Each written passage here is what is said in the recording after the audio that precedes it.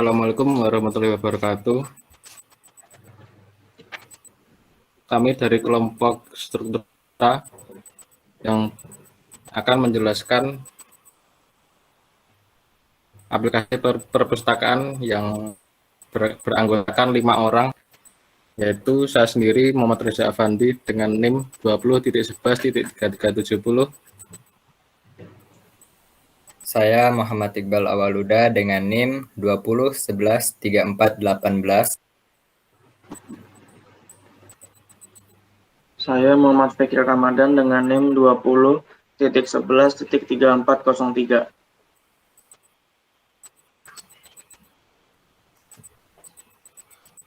Saya dengan Nugraha Sentosa dengan NIM 20.11.3806. Saya Wisnu Wijantono dengan NIM 20.11.3422. Selanjutnya, penjelasan output programnya akan dijelaskan oleh Mas Wisnu. Untuk Mas Wisnu, waktu dan tempat kami persilakan. Ya, terima kasih.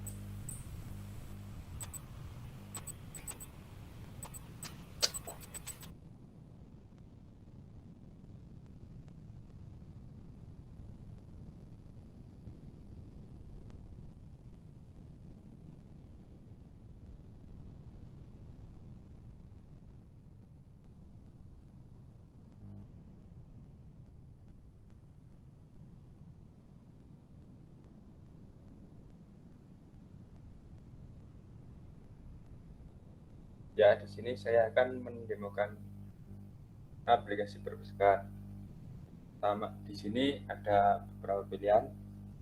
Saya akan mencoba pilihan nomor 1, yaitu edit data di perpustakaan. Klik 1. Di sini pilih prosesnya. Sebelum menampilkan buku, kita akan menginputkan bukunya dulu. Kita pilih nomor 1. Di sini ada pilihan masukkan ID buku. Kita masukkan ID buku. Kita beri contoh 12. Masukkan judul bukunya.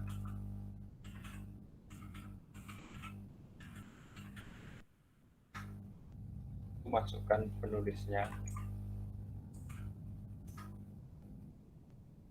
Penerbitnya.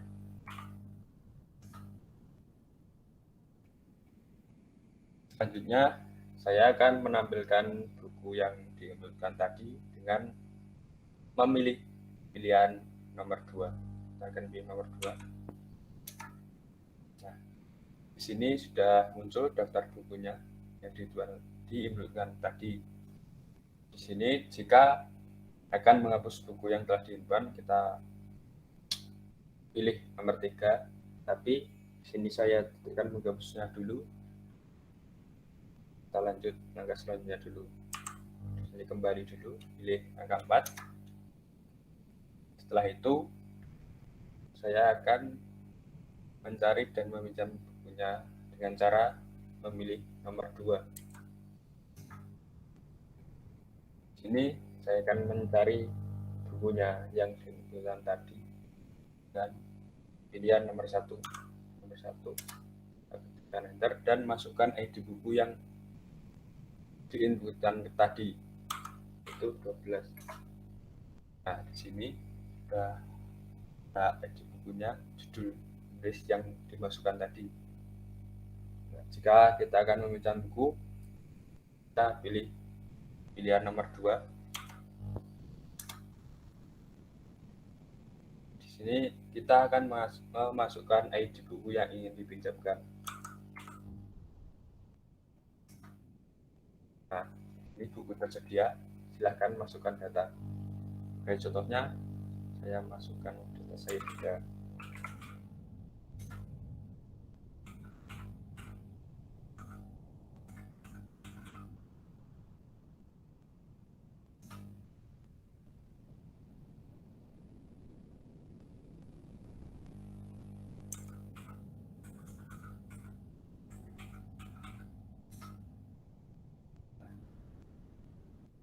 Jika langkah selanjutnya kita akan mencari data peminjamnya, yaitu pilih nomor 3, tekan coba nomor 3. Ini daftar peminjamnya adalah Wisnu. Setelah itu kita kembali ke menu awal tadi dengan klik nomor 4. Nah, selanjutnya saya akan hubungan nomor 3, yaitu data pengunjung perpustakaan. Ini prosesnya, sebelum kita akan menampilkan data pengunjungnya, kita menginputkan data pengunjungnya. Nah,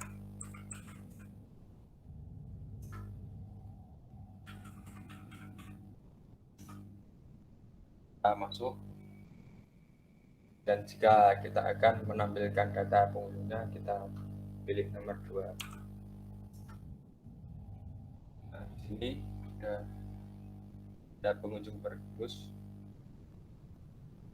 nama Wisnu, asal dari Amikom. Itu kita kembali ke menu awal.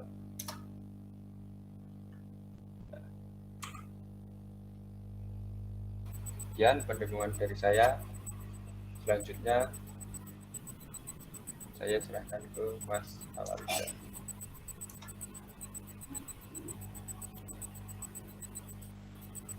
Dan untuk selanjutnya, untuk penjelasan programnya akan diawali oleh Mas Awaluda.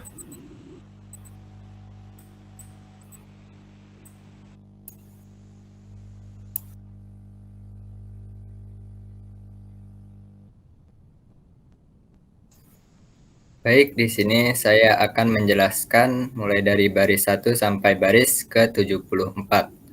Nah, pada baris 1 dan 2 itu kami menggunakan 2 baris preprocessor untuk mendefinisikan header file IOStream untuk standar input dan output stream, dan max untuk maksimum data array pada stack atau tumpukan. Lalu pada baris 6 sampai 24 kami membuat 4 struct, yaitu yang pertama ada struct dengan nama data buku yang memiliki tipe data integer dan string. Lalu yang kedua ada struct dengan nama tumpukan yang di dalamnya terdapat tipe data integer. Lalu pada struct ketiga yaitu peminjam memiliki tipe data string dan integer. Lalu pada struct yang keempat diberi nama pengunjung yang memiliki tipe data integer dan struct pengunjung yang diikuti pointer yang sebagai salah satu fungsi linked list.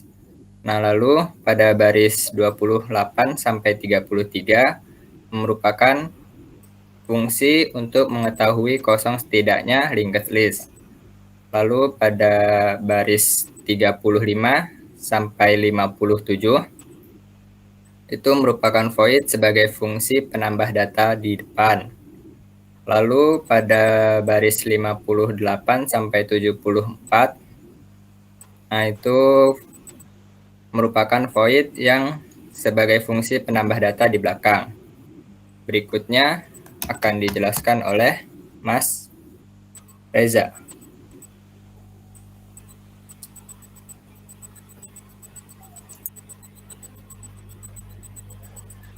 Di sini saya akan menjelaskan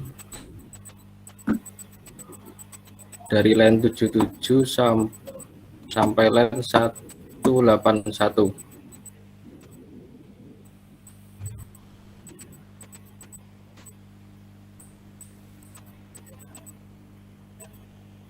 Pada line 76 sampai dan 80 merupakan inisialisasi nilai top. Lalu pada line 84 dan 106 adalah stack is empty yang fungsi untuk mengecek stack tersebut kosong. Selanjutnya pada line 95 dan 111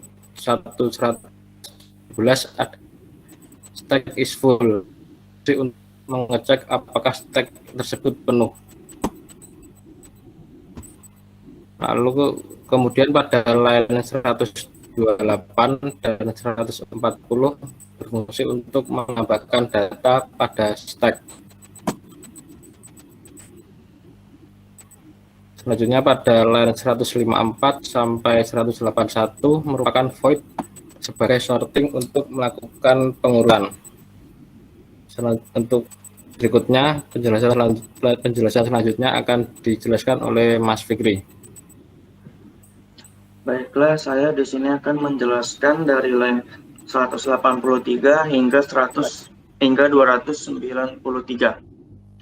Baiklah, pertama pada fungsi hapus digunakan untuk menghapus data buku. Pada line 187, user memasukkan ID buku yang ingin dihapus. Pada line 189 dilakukan perulangan untuk mencari buku. Pada line 190 hingga 201 maka akan melakukan penghapusan buku jika buku ditemukan. Jika tidak, maka akan menampilkan tulisan buku tidak ada. Lalu selanjutnya pada fungsi tampil dilakukan untuk menampilkan semua informasi buku. Pada line 211 dilakukan sorting terlebih dahulu. Lalu pada line 212 hingga 255 menggunakan perulangan untuk mengakses semua data menggunakan indeks yang terdapat di variabel data buku.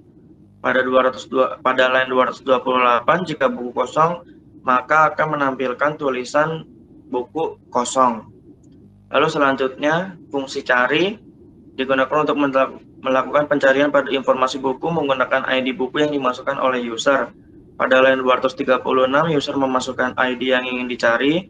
Pada line 238 hingga 249, dilakukan pencarian buku. Jika ketemu, maka akan menampilkan informasi buku yang dicari. Jika tidak, maka akan menampilkan buku tidak ditemukan. Lalu selanjutnya, fungsi selanjutnya, pada fungsi pinjam buku, pada line 262, user memasukkan ID buku, lalu pada 263 dan 285 bila buku ada dan tidak sedang dipinjam, maka user akan memasukkan informasi peminjam. Lalu pada 296 dan 293 jika buku sedang dipinjam atau buku tidak tersedia, maka akan muncul informasi buku sedang dipinjam atau buku tidak tersedia. Lalu selanjutnya akan saya serahkan pada Mas Nugroho.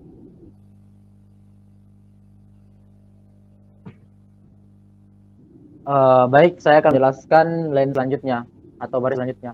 Di baris yang ke-296 sampai dengan 312, fungsi void tampilan yang di dalamnya terdapat looping atau pengulangan dan if jika X sama dengan 1 atau benar, maka tampilannya akan memunculkan peminjam buku. Lalu di line yang ke 313 sampai dengan 316, jika X sama dengan 0 atau salah, artinya tidak meminjam buku. Lalu di line yang ke 318 sampai dengan 320, int sebagai main atau integer sebagai main. Line ke 322 sampai 332, fungsi do untuk menampilkan pilihan. Lalu di line yang ke 334, switch adalah pernyataan yang digunakan untuk menjalankan salah satu pernyataan dari beberapa kemungkinan pernyataan. Pemerintah switch dan break memiliki sifat yang hampir sama dengan if else. Lalu di line yang ke 335 sampai dengan 375 digunakan untuk menjalankan suatu pernyataan lalu diuji apakah kondisi sudah bernilai benar. Tapi jika bernilai salah, maka pernyataan tidak dijalankan. Selanjutnya, saya akan mengoper ke Mas Wisnu Dwi Handono. Mas Wisnu, saya persilakan. Ya, di sini saya akan menjelaskan line dari 376. Ya, pada line 378, di sini menggunakan do will sampai 410 yang digunakan untuk menjalankan suatu pernyataan lalu diuji apakah kondisi sudah bernilai benar. Dan jika sudah bernilai benar, maka data akan muncul, dan jika salah data tidak akan muncul. Dan pada line 348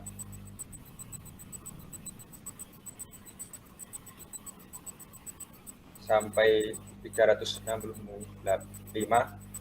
menggunakan perintah switch break, yang pernyataan yang digunakan untuk menjalankan salah satu pernyataan dari beberapa kemungkinan. Setelah itu pada line 415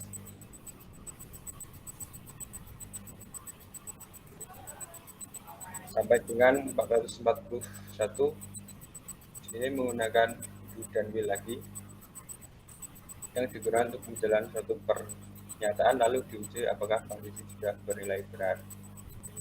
Dan pada line 425 sampai line 434 menggunakan switch dan break, yang pernyataan yang digunakan untuk menjalankan salah satu pernyataan dari beberapa kemungkinan. Sekian pendemoan dari kepentingan kelompok kami, dan saya akan menyerahkan kepada Mas Reza. Sekian yang dapat kami sampaikan. Atas perhatiannya kami ucapkan terima kasih, dan jika ada kurang dan salahnya kami mohon maaf. Wassalamualaikum warahmatullahi wabarakatuh.